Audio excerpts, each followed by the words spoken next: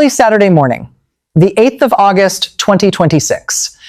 The Senate finishes a late-night vote. Todd Blanche, Donald Trump's former personal lawyer and acting attorney general, is confirmed 50-49. Two Republicans join every Democrat in voting no, Lisa Murkowski of Alaska and Susan Collins of Maine. Within hours, Trump responds not with a long victory speech, but with two posts on Truth Social. He reposts a supporter's message. Lisa Murkowski will not vote for Todd Blanche. After having no problem voting for Merrick Garland, Murkowski is owned traitor. That single word, traitor, is the entire reaction.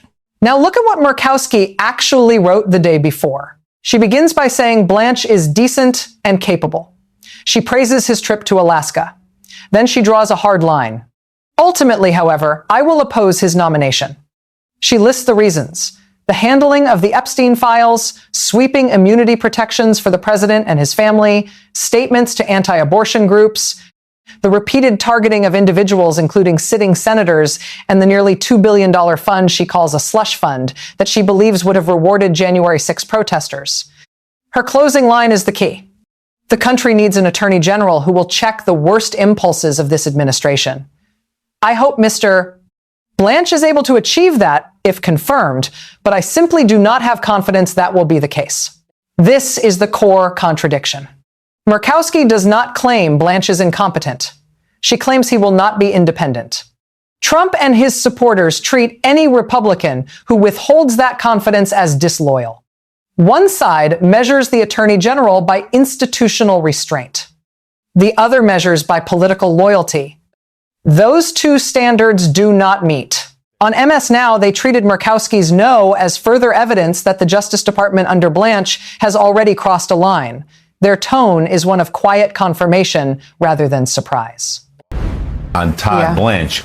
So, Donald Trump exuding a little confidence there in the Oval Office yesterday. Might be a little tighter this morning.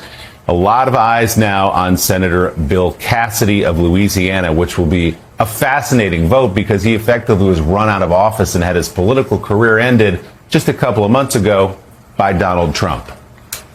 Well, if it isn't the consequences of the president's own actions. And ultimately, we will see how Cassidy votes. But that is where the focus is going to be this morning, because a little bit of Senate math for you. With McConnell out, that means that we are not working with our normal 100 senators. And so it really does leave Cassidy to be the person where if he votes yes, the nomination is fine. And if he votes no, it's tanked. You don't get the opportunity to go to a tie and have Vice President Vance break it. And so with Collins and Murkowski now voting against, that really does leave all the marbles to the senator from Louisiana.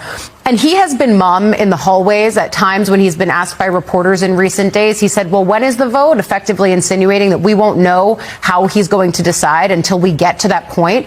But the question of when is the vote is actually an important one right now, because the Senate is on the cusp of leaving town for the rest of the month of August. And this is not something that, if you heard John Thune when he left the Capitol last night, there is a time agreement to start voting around 11:30 this morning on some of the things they have to do on their to-do list. But the Blanche nomination was not immediately one of them. And so I think the open question as we start the day is, does Leader Thune force this on the floor and in full view put Bill Cassidy's decision on display, whatever it is? Or is this something where they table it, they say, let's go home for August, don't leave on what could be an embarrassing note if the votes aren't there, and then figure out what do we do in September? From a practical perspective, it doesn't change anything. Blanche is still acting. You just have a few more letters in front of his name. But at the same time, it could be a true instance of, is this finally the moment where YOLO isn't leverage?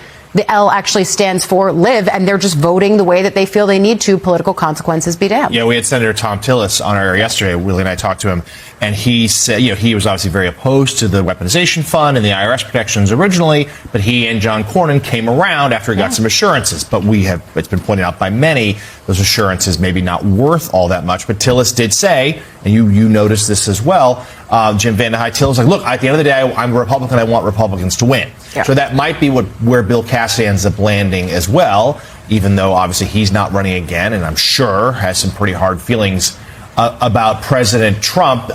Weigh in on that dynamic, but also even the fact that it's gotten to this point, piggybacking on what Ali said, these are the consequences. when President Trump goes after sitting senators, when he alienates members of his own party.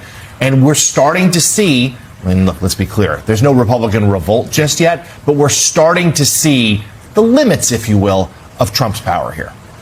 Yeah, I mean, let's be clear. There's like 3 or 4 senators who occasionally challenge the president. For the most part, they all salute and fall in line. In this case, he is a victim of his own words, his own actions. He goes after these senators. He says things about them. They get a chance for a little bit of payback. That has to be sitting in their head. They're human when determining whether or not they're going to help them. Again, but let's be clear on Todd Blanche. To be brutally honest, it doesn't matter that much. If he doesn't get confirmed, he can still have the job and still do all the things that Trump wants him to do.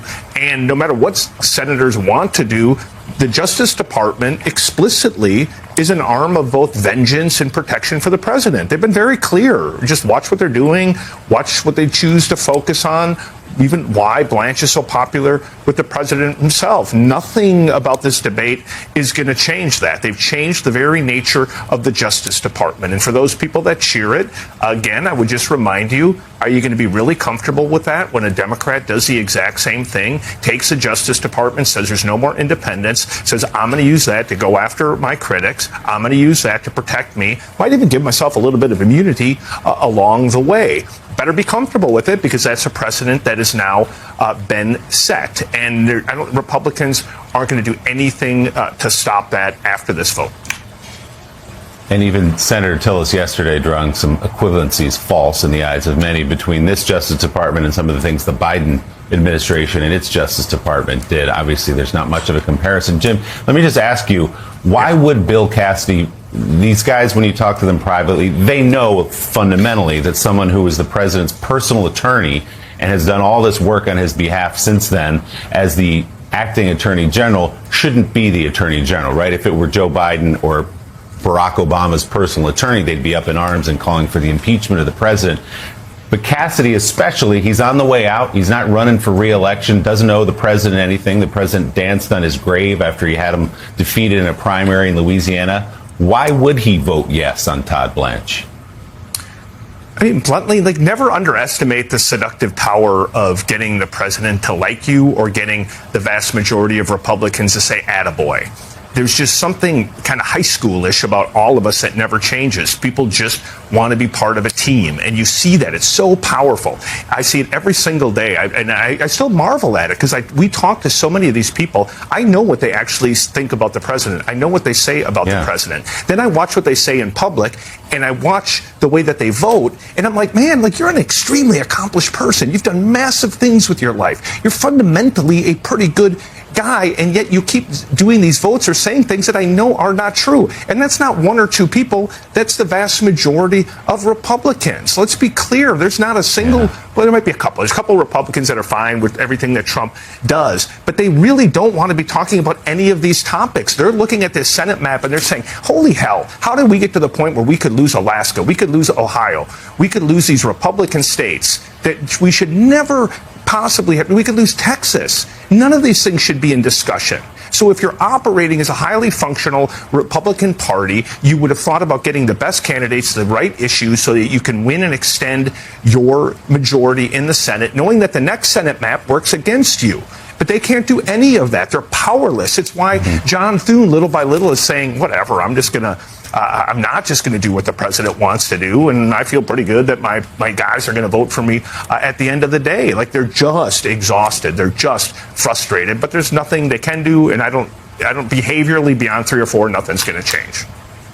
I mean, it's such a good point. It's one of the fundamental stories of this political age, which is people who know better going along for the ride for reasons that maybe they'll explain someday. CEO and we saw it again. Can I just say on that just one thing? It's not just one party. You saw this even at the end of that Biden presidency, where people were looking at their own 2 eyes. They saw what we all saw, and yet they would say things that are inconceivable. It's something about Washington. It's something about humanity. It's something about politics. What matters more than the commentary is the sequence itself.